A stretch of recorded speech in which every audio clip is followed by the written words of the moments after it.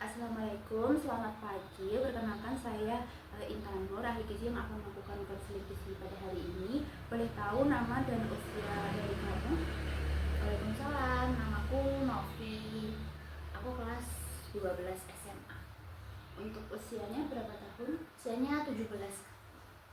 Oke, jadi aku panggilnya Novi aja ya. Boleh. Tadi kesini naik apa kalau boleh tahu? Naik motor diantar sama ibu. Oke, jadi rumahnya dari sini jauh nggak tadi? Lumayan 20 menitan. Tapi tadi berangkatnya dari sekolah ya, soalnya udah lagi pakai seragam. Betul. Jadi pulang sekolah langsung ke sini. Oh gitu. Makasih banyak ya udah meluangkan waktu ke sini. Habis pulang sekolah kan pasti capek gitu ya. Tadi kelas 2 kelas berapa tadi? 12, kelas 3. Kelas 12. Oke. Nah, kalau udah 12 kelas 12 berarti bentar lagi udah mau lulus ya. Iya, betul. Bingung Kak mau ke universitas mana nih? Oh Jadi, gitu. Oke, soalnya kakak dulu juga kelas 12 juga bingung mau lanjut kuliah di mana gitu. Oke, nanti sebelum kita ngobrolnya lebih jauh lagi, nanti kita ngobrolnya itu santai aja, dibawa santai, nggak usah terlalu tegang. Nanti kamu bisa bebas cerita apa aja gitu. Gimana, udah siap? siap banget Kak. Nah, Novi sehari-hari nih selain pulang sekolah, selain kegiatan di sekolah itu ngapain aja? Aku biasanya ikut ekstra di sekolah. Terus kalau kan pulangnya tuh kalau sekolahku sore ya Kak. Nah itu pulang sekolah kalau hari Jumat biasanya selain ekstra aku kumpul sama teman-teman main gitu sebelum pulang. Oke, kalau kegiatan ekstranya di sekolah tuh boleh tahu nggak kegiatan ekstra apa? Ikut tari Kak. Oh gitu. Nah, kalau eh, ikut ekstra tari terus sebelumnya sekolah juga pastinya tuh kan capek banget ya, butuh banyak Betul. energi gitu. Nah, kalau pas lagi nongkrong sama teman-teman tuh biasanya jajan nggak sih atau makan apa gitu? Suka banget jajan Kak, apalagi kayak kakak tahu yang mie bihun kecil-kecil, makaroni, terus ada apa bon cabenya, terus ada baladonya tuh enak banget, terus cimol Kak, enak banget itu deket sekolahku. Betul, enak banget sih cimol, terus kayak mie gitu-gitu. Betul. Terus eh, kalau aku dulu juga pernah beli itu mie yang kayak gitu, yang asin gurih-gurih gitu. Itu kan juga harganya murah ya. Yes, betul. Nggak apa ya, kita jadi nggak sayang uangnya gitu. Nah, kalau biasanya nih makan-makan yang kayak gurih-gurih kayak gitu berapa kali dalam satu minggu nih kira-kira? Kayaknya sering banget deh Kak, aku hampir tiap hari tuh beli yang asin-asin gitu. Aku suka asin, aku pecinta asin dan manis, tapi lebih banyak asin. Oke, soalnya teman-teman juga ikut beli ya. Jadi Betul. kalau kita nggak beli kayak ada yang kurang gitu. Apalagi temenku tuh kompor-kompor. Oh gitu. Suka banget jajan asin. Kalau teman-teman pada beli nih, kamu ada pernah nggak kepikiran kayak nggak ikutan beli deh, atau kayak mengurangi gitu, pernah kepikiran nggak? Pernah sih kayaknya pas pulang sekolah gitu terus langsung dijemput kan, otomatis nggak beli. Sama orang tua tuh sebenarnya kayak dilarang gitu sih Kak, makan yang asin-asin. Soalnya aku sering kayak ngilu gigiku kayak gitu-gitu. Oh gitu. Terus eh, kamu nih udah jujur banget nih cerita tentang konsumsi atau kebiasaan konsumsi jajan gitu. Nah, tapi kamu sendiri juga udah mulai peduli sama kesehatan gitu ya, apa betul? Betul. Oke, jadi boleh aku nanya nggak, kamu tahu nggak Novi tentang garam dalam makanan? Maksudnya tuh kayak, nah selain rasa asin ada nggak kayak yang kamu tahu tentang garam gitu? Apa ya, mungkin ya asin, terus sama buat apa, bumbu masakan aja. Tahunya cuma itu doang. Emang apa Kak? Kalau makanan tinggi garam itu bisa nyebabin tekanan darah tinggi, kamu tahu nggak Novi? Tahu, aku sering kasih tahu sama ibu kalau jangan kebanyakan makan yang ada garamnya, maksudnya kandungan garamnya nanti bisa bikin kamu darah tinggi kayak gitu gitu, pusing gitu. Aku soalnya pernah kayak gitu. Oh gitu. Nah, tapi kamu tahu nggak kalau misal waktu masih muda, di usia masih muda ini kita juga harus perlu untuk membatasi konsumsi garam yang berlebih, kamu tahu nggak kira-kira? Aku pernah lihat di TikTok sih itu, kayak pernah baca-baca gitu, cuman nggak paham. Oke, jadi boleh ya aku share informasi Boleh. sedikit. Nanti bisa pikir-pikir lagi. Jadi kalau dalam snack, terus mie instan atau ciki-ciki yang mie lidi kayak gitu, itu tuh ada kandungannya natrium yang ada di garam. Jadi kalau batas amannya konsumsi natrium itu buat remaja sekitar 1.500 sampai 2.300 mg. Nah, itu setara sama 1 sendok teh garam.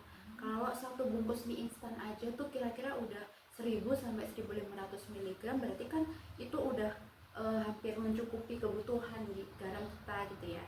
Belum lagi misalnya kamu beli keripik, beli jajanan yang lain kayak gitu.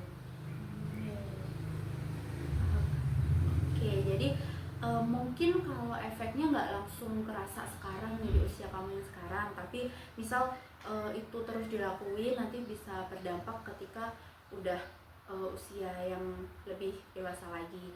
Terus juga nanti misal organ ginjal sama pembuluh darahnya itu juga bekerja lebih keras karena kandungan garam yang tinggi di dalam tubuh kita. Jadi mungkin bisa dibiasakan dari sekarang buat dibatasi konsumsi garam seperti itu. Jadi kalau kebanyakan bisa bikin ginjalnya juga rusak ya?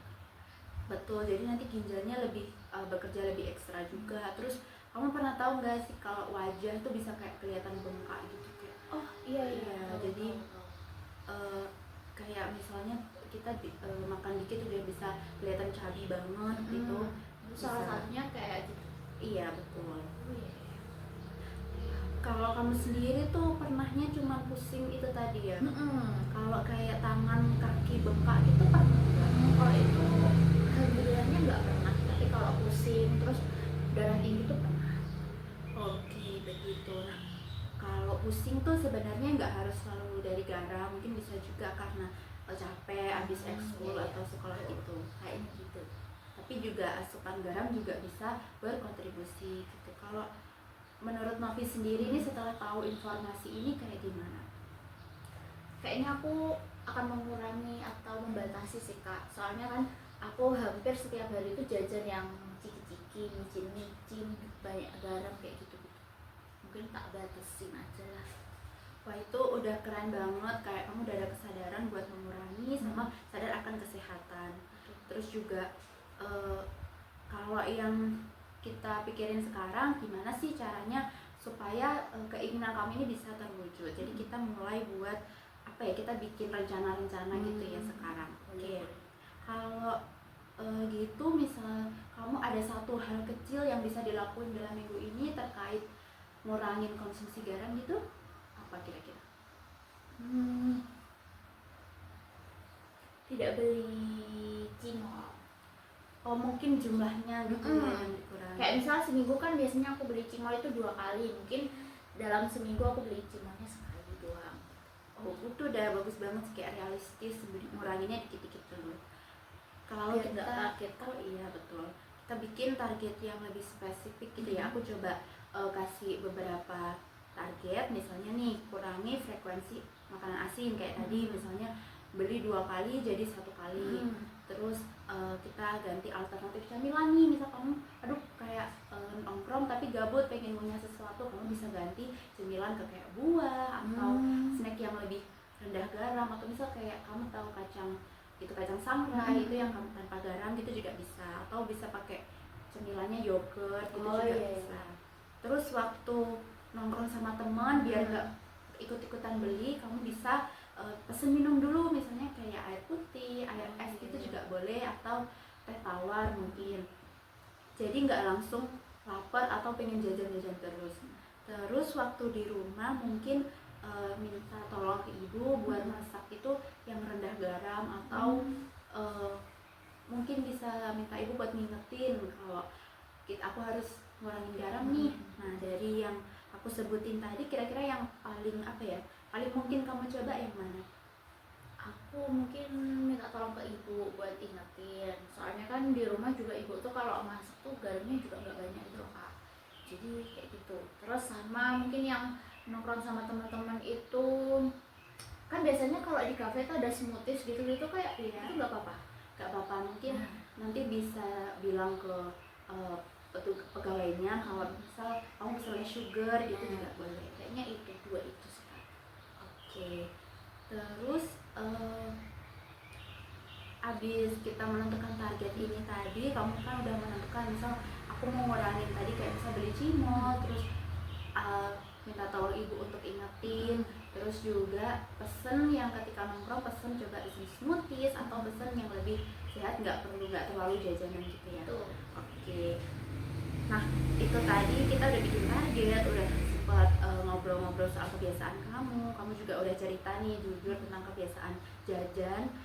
Nah kalau udah punya rencana yang realistis kayak gini, kita bisa mulai minggu ini. Apa kamu bersedia? Bisa banget Kak, aku pengen hidup lebih sehat lagi.